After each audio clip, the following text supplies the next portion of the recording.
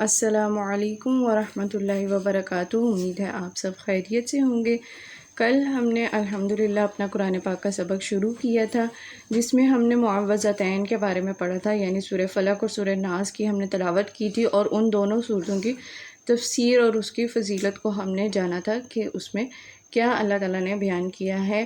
ہم نے ان کا شان نزول ہم نے پڑھا تھا کہ کس وجہ سے ان دونوں سورتوں کو نازل کیا گیا۔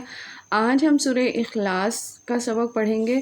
اس سے پہلے تھوڑی سی اس کے بارے میں آپ کو میں بتاتی چلوں کہ اس صورت میں عقیدہ توحید، جو کہ ہمارے ایمان کی بنیاد ہے، کو پوری قوت سے بیان کیا گیا ہے۔ یعنی ہمارا ایمان جو ہے وہ ہوتا ہی کس سے ہے؟ لا الہ الا اللہ، یعنی اللہ تعالیٰ کے سوا کوئی بھی معبود نہیں ہے۔ تو اس صورت میں اسی کے بارے میں ذکر کیا گیا ہے، وہی ہمارے ایمان کی بنیاد ہے، کیونکہ ہمارا پہلا عقیدہ ہی جو ہے وہ عقیدہ توحید ہے، اور شرک کی جتنی بھی صورتیں ہیں ان کی نفی کر دی گئی ہے۔ ایک واقعہ ہے کہ ایک شخص نے کہا کہ مجھے سورہ اخلاص سے محبت ہے۔ آپ صلی اللہ علیہ وآلہ وسلم نے فرمایا، اس کی محبت نے تجھے جنت میں داخل کر دیا۔ ایک مرتبہ آپ صلی اللہ علیہ وآلہ وسلم نے فرمایا، سب جمع ہو جاؤ، میں تمہیں تہائی قرآن سناؤں گا۔ سب جمع ہو گئے تو آپ صلی اللہ علیہ وآلہ وسلم نے سورہ اخلاص تلاوت فرمائی اور فرمایا، یہ سورت ایک تہائی قرآن کے برابر ہے۔ آپ صلی اللہ علیہ وآلہ وسلم نے ارشاد فرمایا، جو صبح اور شام قل هو اللہ اور معوذتین یعنی سورہ اخلاص، سورہ فلق اور سورہ ناس کی تلاوت کرے گا، ان کو پڑھے گا، یہ اس کے لیے کافی ہیں کہ جس کی وجہ سے وہ ہر بلا سے بچ جائے گا۔ ایک مرتبہ آپ صلی اللہ علیہ وسلم نے فرمایا کہ تم کو 3 صورتیں بتلاتا ہوں کہ جن کو تم سونے سے پہلے پڑھ لیا کرو، اور وہ کون سی 3 صورتیں ہیں؟ وہ معوذتین اور سورہ اخلاص ہیں۔ اب ہم اپنے سبق کا آغاز کرتے ہیں۔ اعوذ باللہ من الشیطان الرجیم، بسم اللہ الرحمن الرحیم، قل هو اللہ احد، اللہ الصمد، لم یلد ولم یولد۔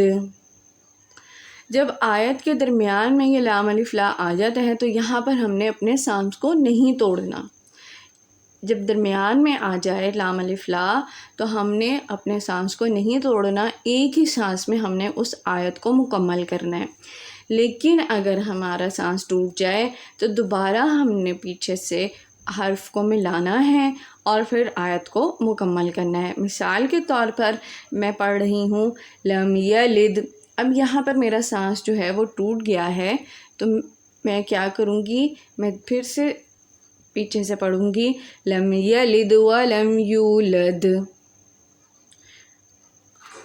لیکن جب آیت مکمل ہونے کے بعد لام الف لا آ جائے تو پھر وہاں پر ہم نے وقف کرنا ہے، کیونکہ آیت مکمل ہونے پر ہم وقف کرتے ہیں۔ وَلَمْ يَكُنْ لَهُ كُفُوًا أَحَدٌ۔ اب جیسے کہ کل بھی سورہ فلق جو ہے اس میں حروف قلقلہ کا قاعدہ تھا، وہ ہم نے پڑھا تھا، جس میں تقریباً ہر آیت کا جو آخری حرف تھا وہ حروف قلقلہ میں سے تھا۔ اسی طرح سورہ اخلاص میں بھی اگر آپ غور کریں تو آخری حرف جو ہے وہ حروف قلقلہ میں سے ہی ہے۔ احد، الصمد، یولد، احد، یہاں پہ حروف قلقلہ کا قاعدہ ہوگا۔ اور یہاں پر لفظ اللہ ہے، جیسے کہ ہم نے نورانی قاعدے میں اللہم لفظ پڑھا تھا، اور وہاں پہ میں نے آپ کو بتایا تھا کہ جب لفظ اللہ سے پہلے زبر آ جائے تو لفظ اللہ کا جو لام ہوتا ہے اس کو موٹا یعنی پور کر کے پڑھا جاتا ہے، هو اللہ۔ پھر یہاں پہ بھی لفظ اللہ کا لام ہے اور اس سے پہلے زبر ہے، تو ہم اس کو پر کر کے پڑھیں گے اللہ۔ یہ قاعدوں کا اگر دھیان رکھتے ہوئے ہم تلاوت قرآن پاک پڑھیں تو تلاوت قرآن پاک کو پڑھنے کا مزہ جو ہے وہ زیادہ آئے گا، لطف آئے گا اس کو پڑھنے کا، کیونکہ جس طرح ہر چیز کو پڑھنے کا کوئی نہ کوئی قاعدہ ہے، تو اسی طرح قرآن پاک کو بھی تجوید کے ساتھ پڑھنا بہت اہمیت کا حامل ہے۔ اللہ تعالیٰ نے حکم دیا ہے کہ تم قرآن پاک کو اس طریقے سے پڑھو جس طرح اس کے پڑھنے کا حق ہے، تو قرآن پاک کو پڑھنے کا حق یہی ہے کہ ہم اس کو اس کے تمام مخارج کے ساتھ، اس کے تمام قاعدوں کے ساتھ اس کی تلاوت کریں۔ انشاءاللہ ہم سب اللہ تعالیٰ سے دعا کریں کہ اللہ تعالیٰ ہمیں توفیق دے کہ ہم قرآن پاک کو اس کے حق کے ساتھ پڑھ پائیں، اور ہم محنت کریں، زیادہ سے زیادہ ہم ان چیزوں کو سیکھیں گے، سمجھیں گے، محنت کریں گے تو انشاءاللہ العزیز ہمارا جو سبق ہے وہ بہترین سے بہترین ہوتا چلا جائے گا۔ انشاءاللہ کل ایک نئے سبق کے ساتھ آپ سب سے ملاقات ہوگی۔ کل تک کے لیے السلام علیکم۔